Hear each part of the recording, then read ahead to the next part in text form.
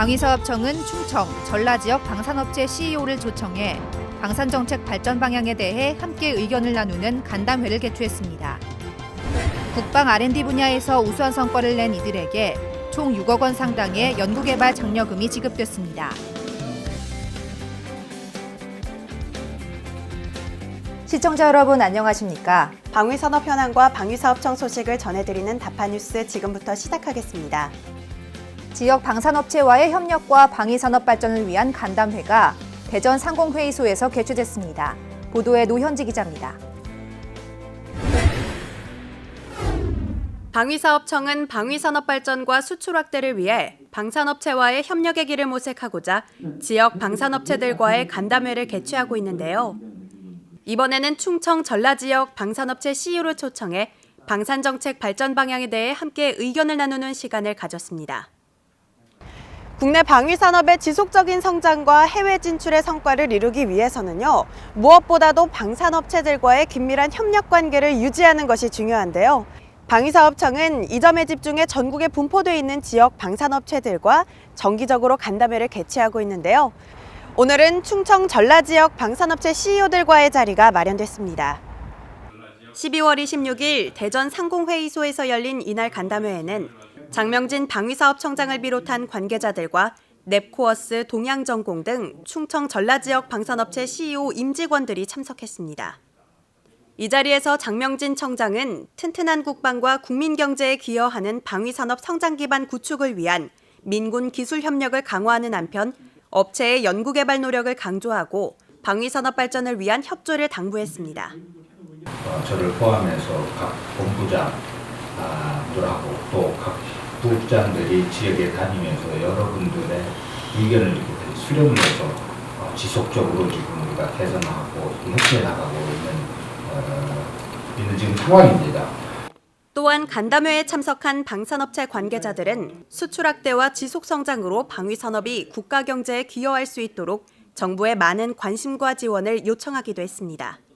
대전에서 개최된 충청 전라 지역 방산업체 간담회는 사천, 부산 등에 이어 올해 5번째로 개최된 회의로 앞으로도 방위사업청은 방위산업 육성 및 방산 수출 촉진을 위한 간담회를 지속적으로 개최해 정부와 업계 간 공감대를 형성하고 이를 정책에 반영해 나갈 예정입니다. 하루가 다르게 성장해 나가는 국내 방위산업의 높은 경쟁력은 전 세계에서도 인정하고 있는 부분인데요. 뛰어난 기술력과 업체들의 끊임없는 노력, 또 거기에 적극적인 지원을 펼치고 있는 정부의 강력한 의지 덕분에 우리나라 방위산업의 미래는 한층 더 밝아지고 있습니다.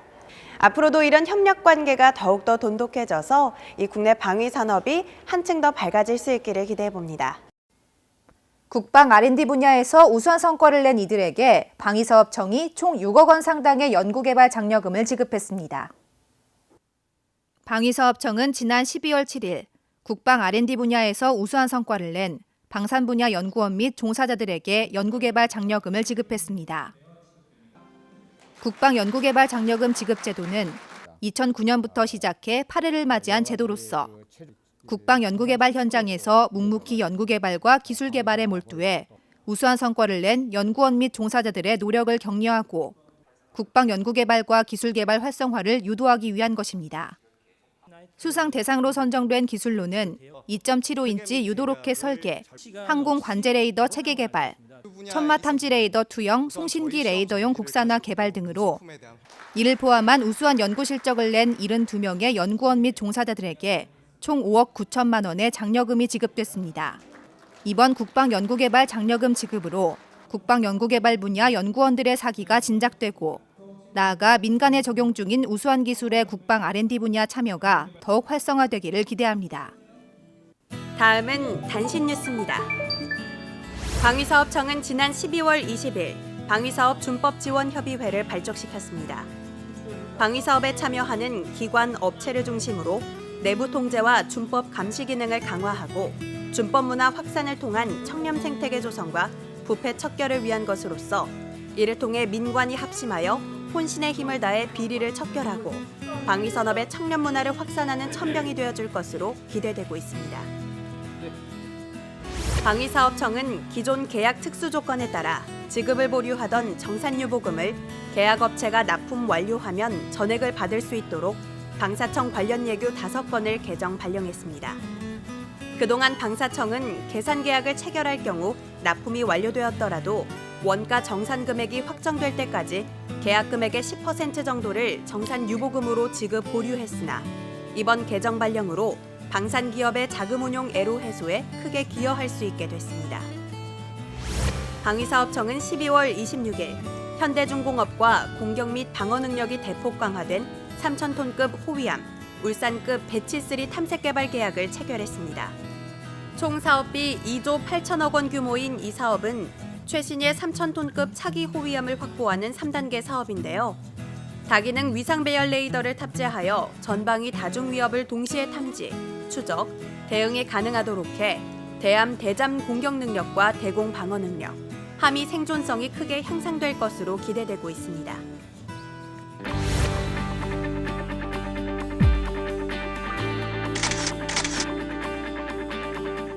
세상의 눈에 비친 방위사업청의 다양한 모습들을 살펴보는 시간, 다파인 미디어입니다. 첫 번째로 만나볼 기사는 파이낸셜 뉴스 12월 22일자에 게재된 방위사업청의 조선업 지원 관련 내용입니다. 방위사업청은 수주절벽으로 어려움을 겪고 있는 조선업에 대한 지원책으로 7천억 원 규모의 호위함 2척의 발주를 앞당기기로 했습니다. 이번에 발주한 호위함은 울산급 배치2 3번함, 4번함 2,800톤급으로 구축함과 항모, 선단호위, 경비 등의 임무를 하는 전투함으로서 해군의 노후 호위함과 초기함을 대체해 국내 기술로 건조되게 됩니다.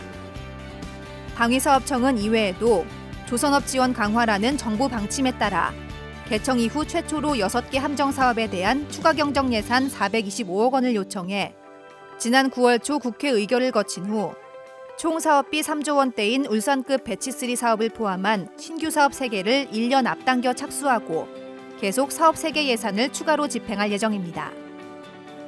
또한 조선업 지원을 위해 5번함, 6번함 건조업체도 2017년 상반기에 선정하여 조기 착수할 수 있도록 추진할 계획입니다. 두 번째 소식은 동아일보 12월 27일자에 보도된 다목적 무인 차량 개발 관련 뉴스입니다. 방위사업청은 전시와 평시 감시 정찰과 근접 전투 등 다양한 임무를 맡을 보병용 다목적 무인 차량을 국내 기술로 2019년까지 개발해 시범 운용까지 완료할 계획입니다. 무인 차량에는 도로 등 기반 시설이 없거나 들판 같은 험한 지형에서 원격이나 자율적으로 주행할 수 있는 기술이 적용되는데요.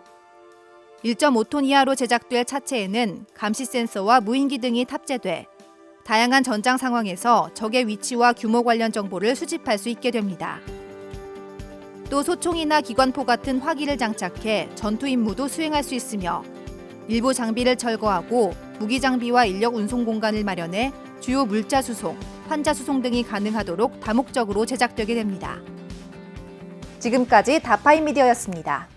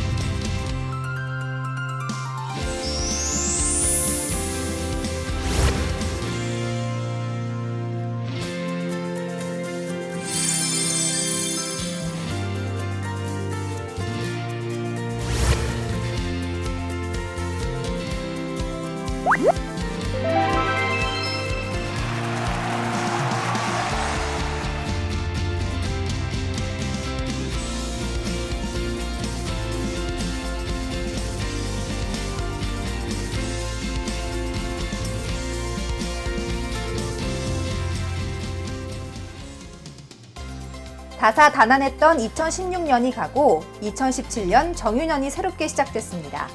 지난 한 해 동안 힘들었던 기억이 있다면 모두 지우시고 새해에는 새로운 마음으로 시작하셨으면 합니다.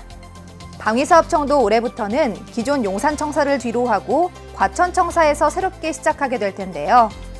2017년을 방위산업의 발전을 위한 새로운 도약의 해로서 여기고 더욱 최선을 다하는 모습 보여드릴 것을 약속드립니다. 그리고 올 한 해도 방위사업청과 우리나라 방위산업에 대한 뜨거운 관심과 응원 부탁드리겠습니다. 다파뉴스 오늘은 여기까지입니다. 시청해주신 여러분, 새해 복 많이 받으세요.